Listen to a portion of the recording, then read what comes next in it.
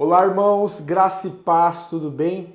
Seja bem-vindo a mais uma aula da nossa escola bíblica. Eu sou o pastor Wagner Dionísio e esse aqui é o nosso canal de estudos da Igreja do Nazareno, Comunidade Leste e também Comunidade Monte Aprazível. É um prazer ter você aqui mais um dia, mais uma semana. Hoje, dia 16 de março, domingo, estamos iniciando mais uma semana e você escolheu iniciar essa semana da melhor maneira, que é aprendendo acerca da palavra de Deus. Se por acaso você passou por esse vídeo no YouTube, caiu aqui, não sabe o que está acontecendo, isso aqui é uma escola bíblica, querido, e você é muito bem-vindo nela. Fique conosco, você vai ser enriquecido pelo conhecimento da palavra.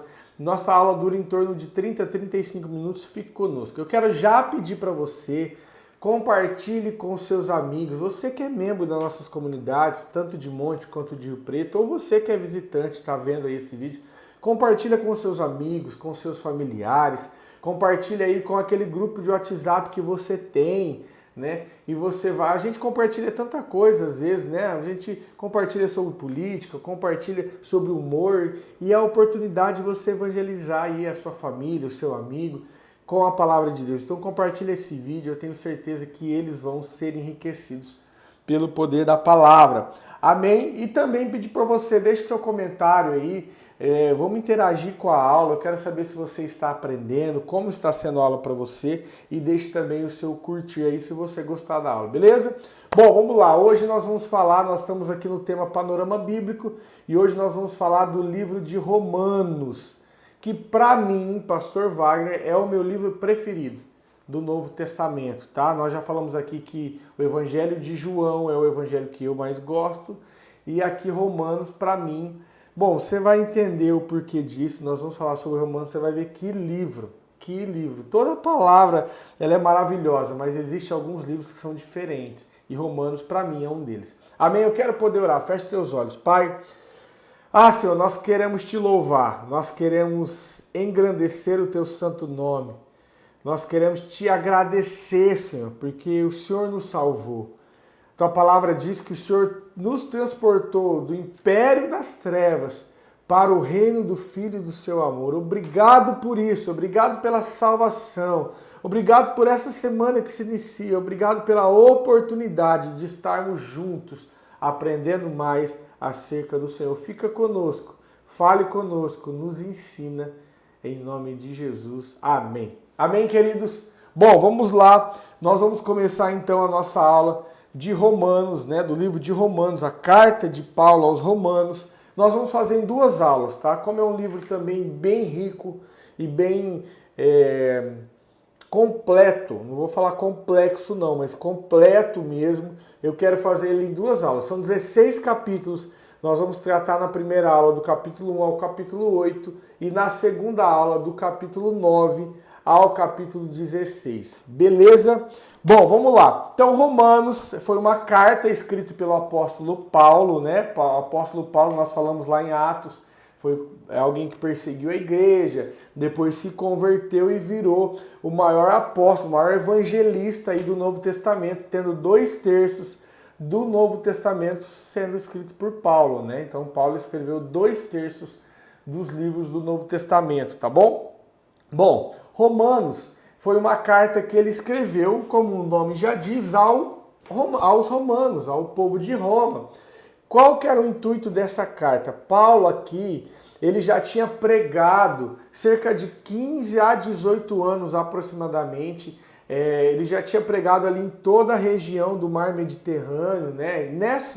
Quando ele escreveu Romanos, ele está em Éfeso, na cidade de Éfeso. Qual que é a ideia de Paulo? Como o evangelho já tinha crescido e já tinha se difundido na região que ele estava, ele queria ir pregar, né, e fazer missões na Espanha. Ele estava mirando a Espanha. Porém, ele precisava de uma igreja apoiando, né, mais próximo da Espanha lá. E aí então ele olha para Roma e decide escrever essa carta. Já existia uma igreja em Roma, né? Já existia uma igreja, não tinha sido fundada por Paulo, mas era uma igreja que tinha condição de tanto ajudar ele na sua missão financeiramente, como também espiritualmente. Então ele escreve uma carta. Então essa carta Ele escreve mais ou menos ali no fim da sua terceira viagem missionária e ele decide ir para lá, mas antes ele precisava se apresentar. Ele precisava não só se apresentar, mas ele precisava apresentar qual era o evangelho que ele pregava, qual era a teologia dele, né? Então ele escreve essa carta aos romanos se apresentando, dizendo, olha, eu sou Paulo. Ele se apresenta e ele apresenta a pregação, o evangelho que ele pregava, qual era realmente a teologia dele, né? Bom, por isso a importância desse livro de Romanos, porque ele faz um detalhamento do evangelho, tá? É o livro Romanos, ó, grave isso, Romanos é o livro mais teológico da Bíblia, porque ele vai tratar de vários aspectos aqui, tanto da morte, da vida, da morte, da ressurreição de Cristo. É conhecido entre alguns estudiosos como o Evangelho de Paulo. Nós não tratamos alguns evangelhos aqui, Mateus, Marcos, Lucas e João. Romanos não é um evangelho, querido, ele é uma carta, tá? Porém, é conhecido aí entre algumas pessoas como o Evangelho de Paulo, porque ele vai deixar de forma explícita, clara, detalhada sobre o evangelho que ele pregava, qual era a teologia. E isso para nós hoje é muito referência, por isso nós vamos fazer 2 aulas desse livro, porque ele é bem completo mesmo. Tá bom? Então essa aqui é a maior explicação do evangelho feita por Paulo, né? Paulo, que foi aí um dos homens muito importantes, um dos mais importantes do Novo Testamento, um dos mais importantes para que o evangelho chegasse até nós, até que ele fosse difundido em várias regiões aí. Então esse é a visão de Paulo do evangelho, né? É a explicação do evangelho feito pela vida de Paulo, tá bom? Beleza? Bom, Romanos é o livro mais teológico da Bíblia, isso eu já falei aqui. Inclusive, foi com esse livro, lendo esse livro, que John Wesley, né, que também é um homem aí que nós conhecemos bem, John Wesley foi convertido lendo esse livro. É um livro também que Agostinho de Hipona, que foi um teólogo, né, e um filósofo aí dos primeiros séculos, né, um dos mais importantes também, Agostinho de Hipona, foi lendo esse livro, o livro de Romanos, que ele se converteu, e também foi lendo o livro de Romanos que Martinho Lutero se converteu. Então, assim, para você ter uma ideia da ação do Espírito Santo em toda a Bíblia, mas aqui nós estamos falando de Romanos, né? A ação do Espírito Santo nesse livro é tremenda, né? A explicação de Paulo, entender o Evangelho. Gente, é possível entender o Evangelho apenas lendo Romanos, tá? Eu não quero ser herético aqui, não. Isso não é uma heresia, não, querido. Lógico que toda a Bíblia ela é necessária. A Bíblia é uma obra completa, eu não posso isolar um livro tal, mas é possível ser convertido lendo apenas Romanos, como foi o caso desses homens que eu citei aqui, Agostinho de Hipona, Lutero e John Wesley. Beleza? Bom, outra curiosidade sobre Romanos. Romanos foi escrito por um amanuense. Lembra que nós já falamos que era amanuense? É uma espécie de um secretário que escrevia, então Paulo ditou e Tércico escreveu. Quer ver onde diz isso? Vai lá comigo, Romanos, se você está com a sua Bíblia, 16, 22, diz assim, ó. Eu, Tércio, não é Tércico não, Tércio, eu, Tércio, que escrevi esta carta, saúdo-vos no Senhor. Então observa que Paulo usou um amanuense, um secretário, ele ditando, e o amanuense escrevendo. Talvez você pergunta, pastor, mas por que Paulo fez isso? Paulo não era culto, né? Paulo sim era uma pessoa muito inteligente, muito estudada. Ele era fariseu, né? Inclusive estudou ali aos pés de Gamaliel, que era um grande mestre, um grande professor. Paulo ele é muito culto, tinha muito conhecimento, porém, imagino aqui que ele podia ter vários motivos, talvez ser ocupado demais, talvez Tércio tinha dominava mais a escrita mais rápido, enfim. Não se sabe o motivo, mas foi Tércio que escreveu, ele era um amanuense. Beleza? Bom, feita essa introdução, agora nós vamos entrar no conteúdo da carta de Paulo aos Romanos, capítulo 1. Ele vai começar dizendo, vamos lá comigo, se você pode, pega a sua palavra aí, a sua Bíblia. Se você pode, eu quero motivar você a escrever também alguns pontos importantes que nós vamos falar aqui, né, sobre esse livro. Se você pode, escreve aí. Bom, no capítulo 1, Paulo ele vai deixar claro sobre a perdição do gentio. Ele vai dizer aqui, ele vai falar sobre a depravação da humanidade, e especialmente no capítulo 1 do gentio. Lembra que gentio é todo aquele que não é judeu? Nós somos gentio. Então, o gentio é todo aquele que não é judeu. Então, ele vai dizer, no capítulo 1, ele vai trazer ele vai apontar aqui a perdição dos gentios, né? A perdição, a idolatria, a depravação da humanidade. No capítulo 2, ele também vai apresentar a perdição, né? Como os homens estão perdidos, mas agora com foco nos judeus. Ele vai dizer, não é só os gentios que está perdido, não, os judeus também. E aí ele dá aqui vários argumentos para mostrar que os judeus também estavam perdidos. E aí o capítulo 3, né, para fechar esses 3 capítulos aí, onde Paulo mostra que a humanidade está perdida, ele vai dizer que todos estão perdidos. Todos. Judeu, gentil, a humanidade como um todo está perdida. Olha só o versículo que ele usa. Diz assim, ó. Versículo 23. Capítulo 3, versículo 23. Pois todos pecaram e destituídos estão da glória de Deus. Todos. Paulo faz aqui uma espécie de as más novas, né? Não tem as boas novas, que é a novidade do Evangelho. Paulo, nesses 3 capítulos, ele entrega as más novas, ou seja, ele mostra para cada um de nós, para aqueles que estão lendo, olha, é necessário que você, porque para eu entender as boas novas, é necessário que eu entenda que eu preciso das boas novas, né? Você não está pronto para ouvir as boas novas sem antes ouvir as más novas. Então você reconhece que é pecador e depois você sente a necessidade do Evangelho. Então é isso que Paulo faz aqui no capítulo 1, 2 e 3. Ele mostra a necessidade que eu e que você temos de um Salvador. Porque nós, por nós mesmos, não podemos nos salvar. Então ele mostra a depravação que a humanidade vive, e aí então ele vai começar a apresentar, a partir do capítulo 4, a salvação através de Jesus, né? Então é uma espécie de más novas. Não sei se você ficou claro para você, se você entendeu, comenta aí. Mas é isso que ele faz. Ele levanta ali uma deficiência, uma dificuldade do ser humano, e aí ele vai apresentar uma solução.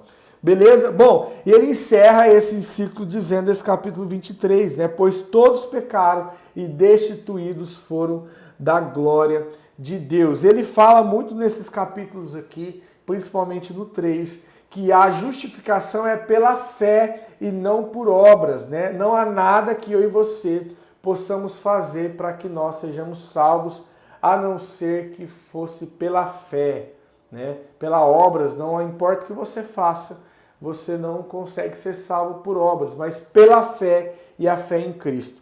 Beleza? Bom, no capítulo 4, ele vai exemplificar, então, a justificação pela fé. Ele dá exemplo de 2 homens aqui, 2 judeus do Antigo Testamento, Abraão e Davi, né? Ele vai dar exemplos de como eles foram justificados pela fé, não pelas obras, né? Porque suas obras, algumas delas não foram boas, mas pela fé eles foram justificados. Ele começa dizendo assim, ó: que diremos, pois, ter alcançado Abraão, nosso pai, segundo a carne? Olha só uma pergunta. Você acha que Abraão conseguiu alcançar, né, a salvação pela carne? Se de fato Abraão foi justificado pelas obras, tem de que se gloriar, mas não diante de Deus. O que diz a Escritura? Abraão creu em Deus e isso foi-lhe imputado por justiça, né? Então ele está mostrando que a justificação, ele cita Abraão e Davi para exemplificar Isso, beleza? Somos salvos pela fé e não pela lei. Bom, no capítulo 5, ele vai mostrar os frutos da justificação, né? Ele vai dar alguns detalhes aqui e aí ele vai mostrar que os frutos da justificação através da fé é em relação ao passado, que nós temos paz em relação ao passado, né? O nosso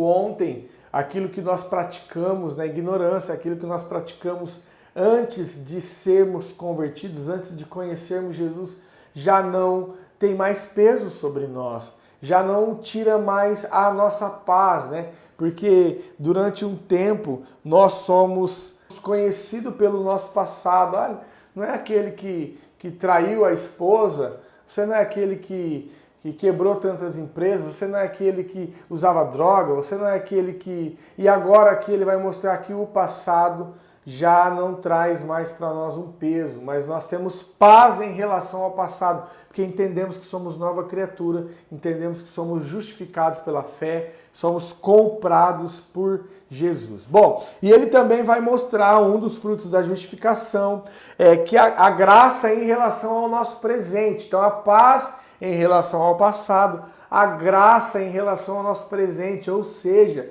o nosso presente é uma graça, nós recebemos pela graça, viver aquilo que você vive, alguém que teve a vida que você teve, alguém que teve a vida que eu tive, o passado que eu tive, poder viver hoje pela graça é um presente, é uma dádiva de Deus, né? Ter a vida que você tem hoje, a consciência de Cristo em você, a paz que você tem com você mesmo, é um presente de Deus, isso vem através da justificação, tá bom? Então a graça em relação ao presente. E o terceiro fruto da justificação aqui no capítulo 5 é a glória em relação ao futuro. Ou seja, nós temos paz em relação ao passado, nós temos graça em relação ao presente, aquilo que nós ganhamos de Deus hoje, e nós temos glória em relação ao futuro, porque nós sabemos que o nosso futuro está nas mãos de Deus e ele será melhor do que hoje, melhor do que foi ontem, porque Cristo está vivo, tá? Então esses são os três frutos que Paulo vai detalhar aqui no capítulo 5. Bom, no capítulo 6 é bem interessante, porque ele vai dizer que nós estamos mortos para o pecado, né? No capítulo 5, no finalzinho do capítulo 5, versículo 20, ele diz assim, ó: mas, porém, eu quero falar para poder dar contexto ao capítulo 6, tá?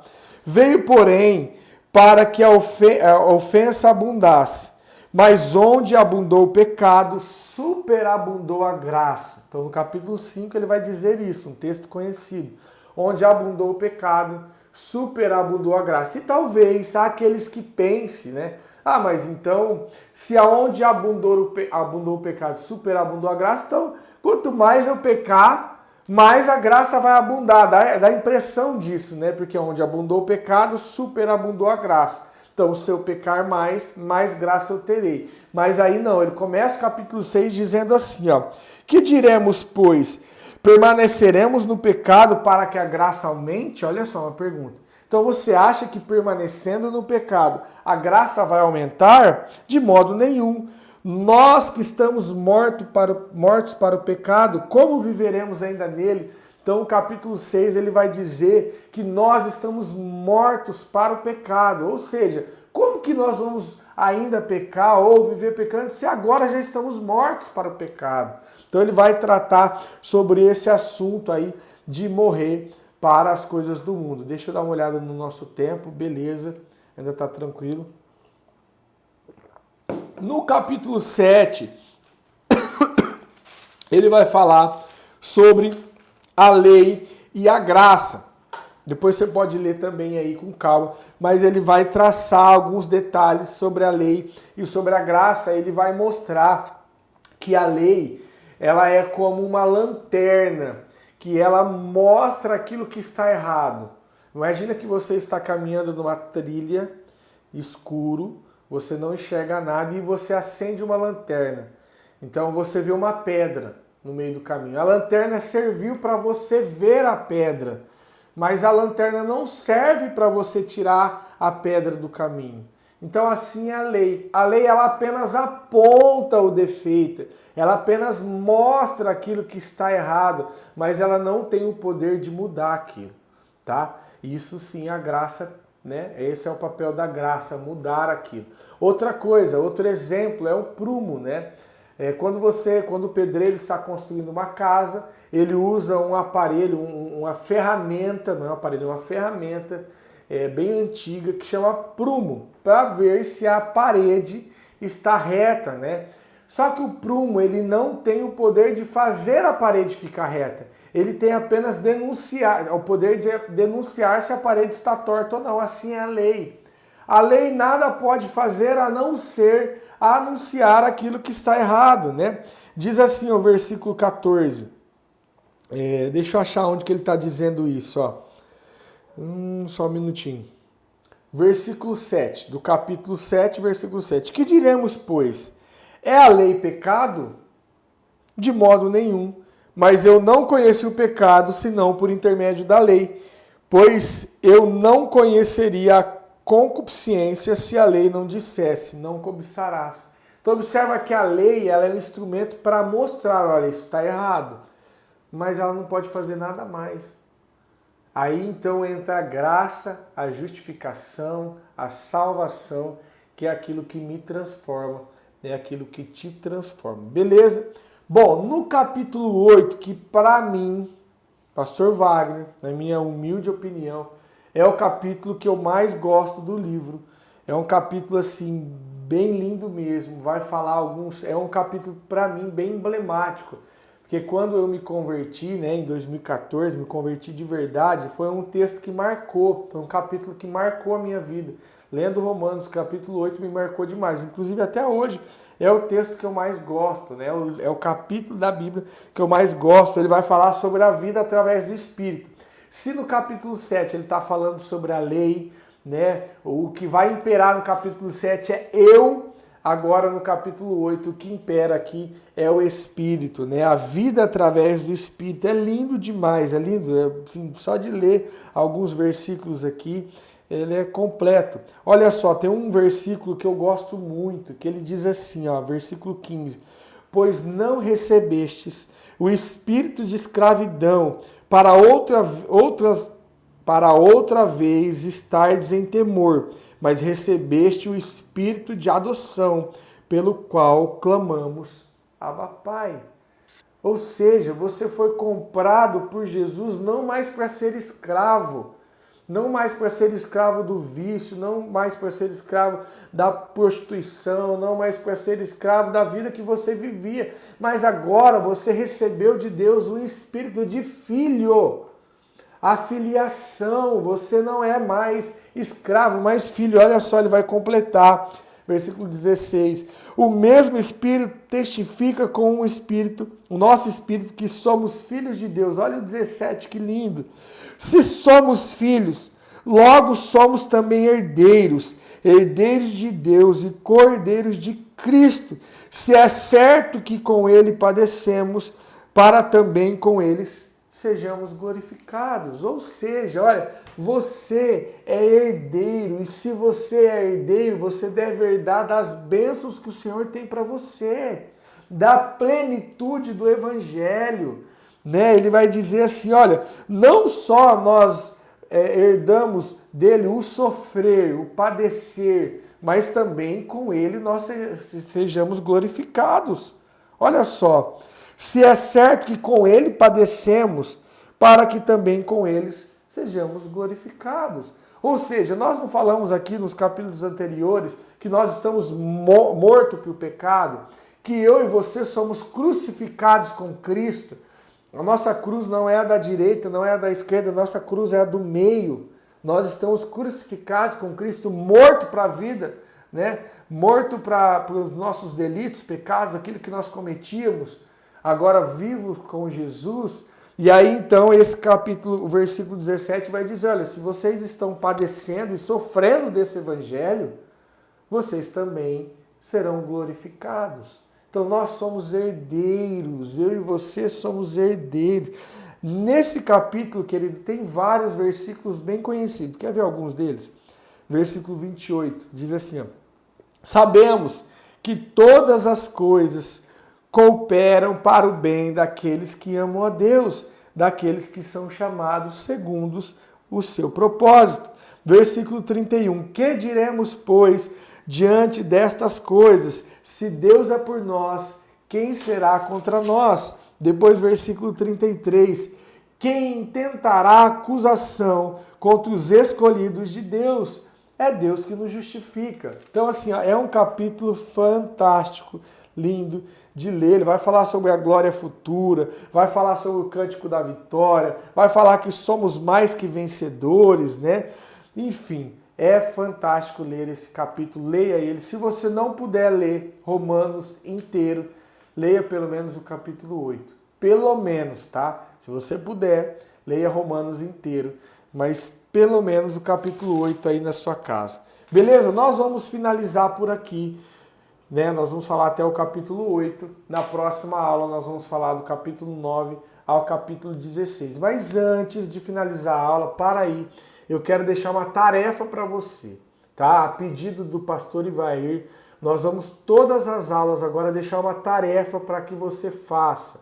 Qual será essa tarefa, pastor? A tarefa é você vai decorar um versículo bíblico que nós vamos falar aqui toda semana. Você vai decorar, você entendeu? Você vai ler várias vezes. Escreve, dica minha, pega um papel, uma caneta, escreve, porque é comprovado, querido, já é comprovado que quando você escreve, a sua chance de guardar aquilo é muito maior. Então você vai pegar um papel, você vai pegar uma caneta e você vai escrever. Talvez vai ter aqueles que vai falar, pastor, mas eu já conheço esse texto, já é conhecido, não tem problema, nós vamos fazer a tarefa junto. Vai chegar algum texto que você não conhece. Então toda aula nós vamos falar aqui um versículo bíblico e você vai decorar tanto o versículo quanto a referência. Pastor, qual o propósito disso? O propósito disso é conhecimento. Nós estamos numa aula, uma escola bíblica, então é o conhecimento. E o propósito principal é porque você tendo esse texto guardado no seu coração, guardado aí na sua mente, no momento certo, você vai precisar dele, você vai lembrar. Quer ver um exemplo? O versículo que nós vamos falar hoje, que nós vamos decorar hoje, é o versículo 15, Romanos 8,15, que diz assim, ó, pois não recebeste o espírito de escravidão, para outra vez estardes em temor, mas recebeste o espírito de adoção, pelo qual clamamos, Abba, Pai. Esse é o texto que nós vamos decorar. Quer ver um exemplo de aplicação? Imagina um dia que você está vivendo dificuldade, você está vivendo alguns problemas aí na sua casa, financeiro, familiar, alguns problemas de relacionamento, você vai lembrar, por que eu estou assim? Eu não devo aceitar qualquer coisa que o diabo propõe para mim, porque eu não sou mais escravo, mas agora eu sou filho. Eu recebi um espírito não de escravidão, mas um espírito de adoção. Eu sou filho de Deus. Eu sou herdeiro e co-herdeiro com Cristo. Versículo 17 diz, então esse texto vai estar gravado aí na sua mente, tá bom? Então essa é a tarefa da semana. Ler e decorar Romanos, capítulo 8, versículo 15, eu quero ler de novo. Você vai ter a sua tradução aí, pode ler e decorar na sua tradução, eu estou lendo na minha, mas você pode decorar na sua. Pois não recebeste o espírito de escravidão, para outra vez estardes em temor, mas recebeste o espírito de adoção, pelo qual clamamos, Abba, Pai. Romanos 8, versículo 15. Beleza? Essa é a sua tarefa. Então, atenção, líderes de discipulado. Você vai cobrar o seu liderado aí, o seu grupo, na próxima semana, né? Nessa semana que se... Na próxima não, desculpa. Nessa semana que se inicia hoje, você vai cobrar aí o seu liderado. Você vai perguntar, olha, quem decorou o versículo, e aí as pessoas aí do seu discipulado vai poder dizer. Beleza, querido? Bom, essa foi a aula de hoje. Espero que você tenha aprendido alguma coisa sobre o livro de Romanos, que é uma carta que Paulo escreveu para a igreja de Roma com a intenção de se apresentar, porque ele queria fazer missões e ele precisava de um apoio. E aí, então, ele detalha de forma completa o evangelho de Jesus, o evangelho da salvação, o evangelho de Cristo, segundo aqui Romanos. Beleza?